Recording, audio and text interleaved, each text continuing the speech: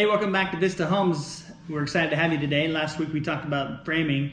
This week we're going to talk about rough plumbing. So now that we have the frame structure of the home, we're going to start running the water lines through the home.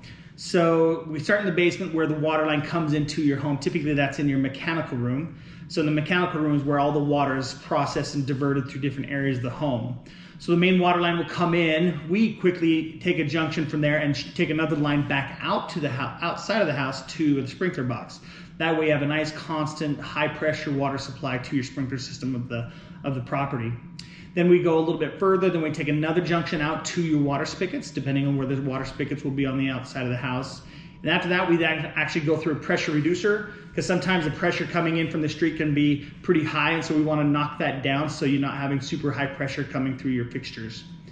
After that point, we'll actually run it through a pressure reducer. So typically, depending on where you live, that pressure reducer will knock it down to an acceptable level.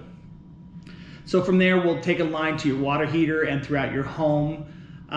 There's a lot of options as far as water heaters. The two main ones are the tank and tankless water heaters. The tank systems are what we've seen for generations. You know, the big 40 to 50 gallon tanks, they either run by electricity or by natural gas or propane. They work great. There's just a limited supply of hot water, and then it has to reheat.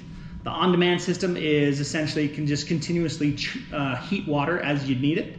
It's a fantastic option. In the old days, they're a little bit more finicky, not as robust, but nowadays they're just a fantastic system. And if you want a nice long shower and not have to take breaks, that's a good way to do it. There's definitely a price difference there with on-demands. Typically it's $3,300 for an on-demand hot water heater, whereas your tank system can be as little as $1,700. The challenge with your on-demand systems is they have to have the water softened before it goes through the system, because we'll void the warranty, the on-demand water system, hot water system. So you do want to run that through some kind of soft water system, so that actually increases the cost again. So altogether, an on-demand hot water heater and a water softener can cost you up to $5,000 in a new home. Whereas if you just went with a traditional 40-gallon tank, it can be as little as $1,700. So you can see there's some cost differences there, but it just depends on what you want to do. Another option in mechanical room is you can run a recirculation line. So essentially takes water directly to sources in the home that would need that supply, such as the kitchen area and so forth. If you have an on-demand system, it'll actually have a pump built in. If you don't, you have to buy an additional pump to pump that for the recirc line. Also, in the mechanical room, we've talked in the past about the needs for sump pump. So if you have a water table that's pretty high in your area and you're in your basement, you'll need a water sump pump to pump that water out in case the water table gets too high and can cause flooding in your basement.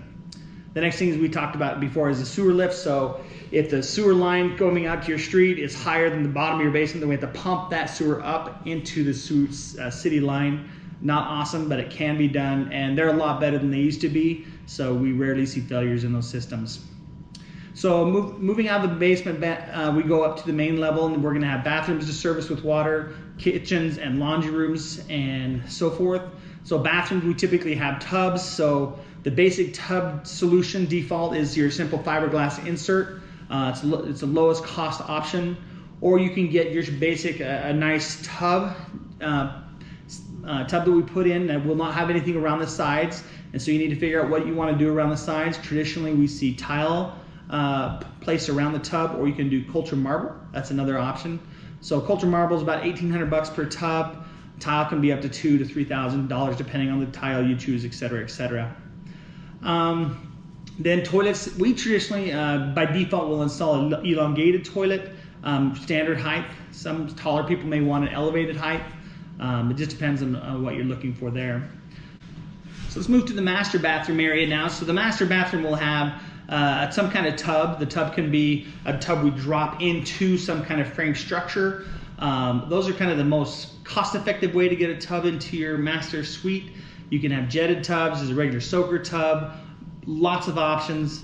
You can also do a standalone tub, so it's essentially like an old clawfoot tub. Those are pretty awesome, they're pretty decorative. The one challenge with those is mounting them and getting them to be well set, as well as the faucet, the filler that goes into the tubs can be very expensive. If you have a floor mount system, a floor mount filler can be up to $3,000 because there's just so much, it has to be a very rigid structure That way, when it gets pushed around, it doesn't break. We've had one break before, and that's not a good thing. So you want to make sure you get a very rigid faucet, which can be kind of costly, but those standalone tubs do look pretty cool. As far as the showers go, our default package is one single shower head and valve in a shower. Now you can upgrade to 2 fixtures and 2 heads. You can have a red head coming out of the top for kind of a rainforest kind of faucet. So there's a lot of cool things you can do in a master suite. And we'll always have 2 vanities in a master suite, a his and hers, a sink and faucet. So that's kind of wrapping up the plumbing, rough plumbing in a house. So we'll talk more about trimming it out when we get down the road. But this is just a quick little summary of rough plumbing. Next week, we're going to talk about roughing the HVAC. So how do we bring in the basic HVAC lines into a new construction home? Thanks for joining us. Like us, share us. Thanks. We'll see you next time. See ya.